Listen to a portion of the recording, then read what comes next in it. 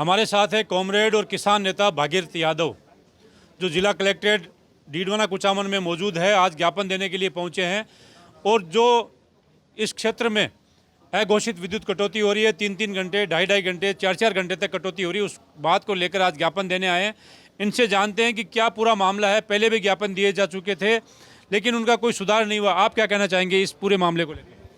देखो, मैं मानता हूं कि जिला प्रशासन डीडवाना का फेलोरिटी तो मैं मानता हूं, इसीलिए मानता हूं कि जनप्रतिनिधि होता है।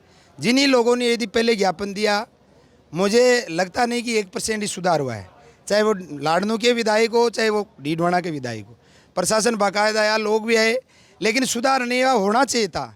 लेकिन ये हमारा जो आंदोलन है, ये हमारा जो संघर्ष है, क्योंकि अखिल भारतीय किसान सभा हम आज से नहीं, लगातार 25-30 साल से डीडवाना क्षेत्र के अंदर, नागौर के अंदर, पहले जिला नागौर था तो हम लड़ाई लड़ते आए हैं।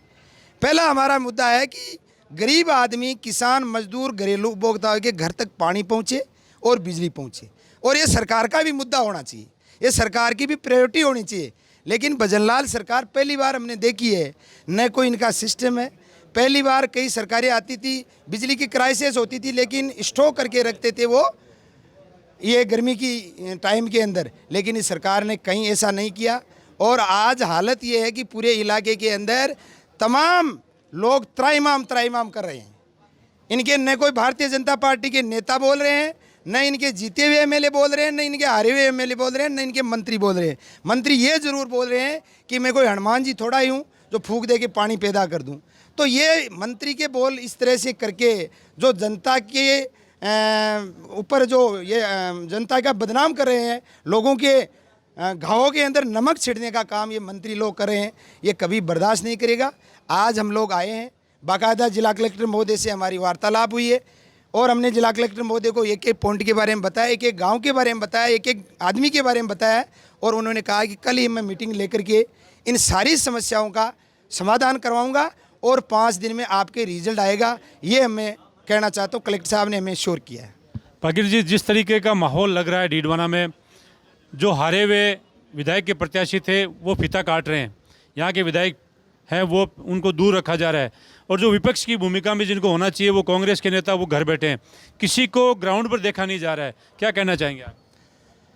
देखो, आज तक तो हमारे देश के अंदर और प्रदेश के अंदर लोकतंत्र के अंदर जो जीत जाता है, हालांकि 19-20 का तो फर्क रहता है आज तक, लेकिन ऐसा कभी नहीं हुआ है विधायक माननीय विधायक होता है। विधायक ज्ञापन देने के लिए आ रहे हैं, विधायक ज्ञापन दे रहे हैं, विपक्ष वाले चुपचाप बैठे हैं और जो सत्ता पक्ष के हारे हुए वो फीता काट रहे हैं। नहीं, ये बात आपकी सही है।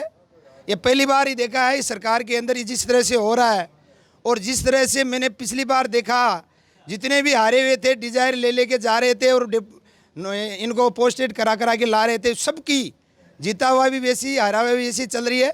चलो, लेकिन पहली प्रायोरिटी तो देनी चाहिए, उस संविधान के अंदर दिया है, हमारे लेजिस्लेटिव विधानसभा के अंदर जो होता है उसमें दिया है। लेकिन आपकी बात सही है। और विपक्ष जहाँ तक है, मैं तो विपक्ष को भी नहीं देख रहा हूँ कि वो इस त्राहिमाम के अंदर बिजली की समस्या है, पानी की समस्या है, तो आना चाहिए मैदान के अंदर। और सत्तापक्ष से इस घमंड के अंदर है कि चाहे वो दिल्ली का सत्तापक्ष हो, चाहे राजस्थान का सत्तापक्ष हो, या डीडवाना का सत्तापक्ष हो, सारे इस घमंड में है कि हमारा तो ऐसा ही चलेगा, उनको कोई मतलब नहीं है। तो आपकी बात से मैं सहमत हूँ कि ये जो फर्क है पहली बार हमें देखने को मिला है। और मुझे तो ये सुनने में आया कि डीडवाना के विधायक को तो यहाँ आए थे तो तब उनको कहा था कि आप 2 आदमी अंदर आ सके, पता नहीं कितनी सच्चाई है, लेकिन एक बदनाम करने की, उसका भेदभाव करने की भी कोशिश की। ऐसा होना गलत है, प्रजातंत्र के लिए गलत है। प्रजातंत्र के लिए गलत है। मुख्यमंत्री भजनलाल ने लोकसभा चुनाव में वादा किया था कि मैं जनता को 24 घंटे लाइट दूंगा, किसानों के लिए ऐसी व्यवस्था कर दूंगा कि उनको रात जागना नहीं पड़ेगा। भारतीय जनता पार्टी ने मैनिफेस्टो में कहा कि 24 घंटे लाइट देंगे। कहाँ है 24 घंटे लाइट? अब मुख्यमंत्री की तो आप बात ही छोड़िए। पहली बार देखने में लगा है राजस्थान में जिस तरह से कोई विधवा सरकार हो, जिसका कोई पीछे आदमी नहीं हो, इस तरह का मुख्यमंत्री है। और वो मुख्यमंत्री जो मोदी जी को भी श्रद्धांजलि दे देता है, और जिस तरह से मुख्यमंत्री की योग्यता पर सवाल उठ रहे हैं, आज तक मैंने देखा नहीं। मुख्यमंत्री जी को पता ही नहीं है क्या हो रहा है।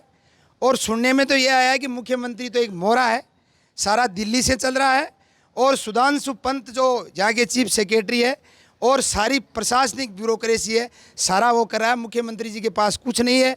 मैं मुख्यमंत्री जी को कहना चाहता हूँ, माननीय मुख्यमंत्री जी, 8 करोड़ जनता आपकी तरफ देख रही है, आप हमारे मुख्यमंत्री हो, कम से कम आपको ये तो सोचना चाहिए कि जिस तरह से राजस्थान के अंदर पहली बार देखने को मिल रहा है कि आपके मंत्री, जो भी मंत्री है वो अभी तक कई तो किरोड़ी लाल जैसे मंत्री तो सचिवालय तक नहीं आए, लेकिन राजस्थान के अंदर कहीं कोई सुनने वाला नहीं है किसान की, गरीब की, मजदूर की।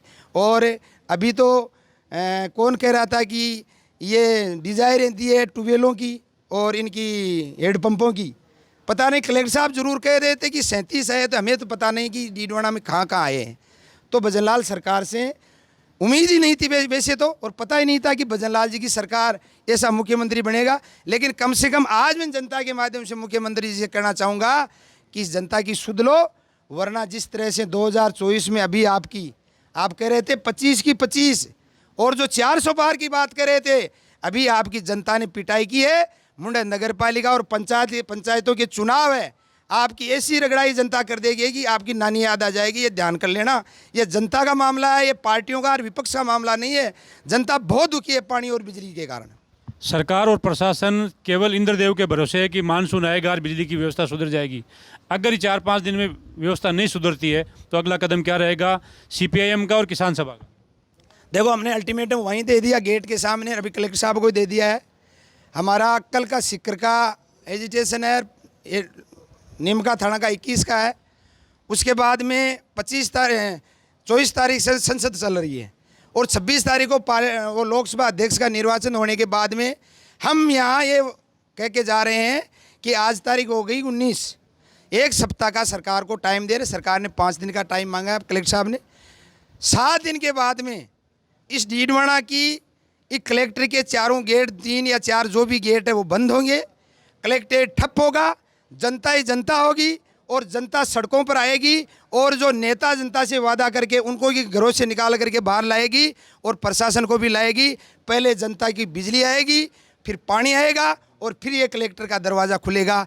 ये 7 दिन का टाइम हम अल्टीमेटम देख के जा रहे हैं। लेकिन विभाग के अधिकारियों को सबक कब मिलेगा? विभाग के अधिकारियों को सबक उसी दिन सिखाएंगे।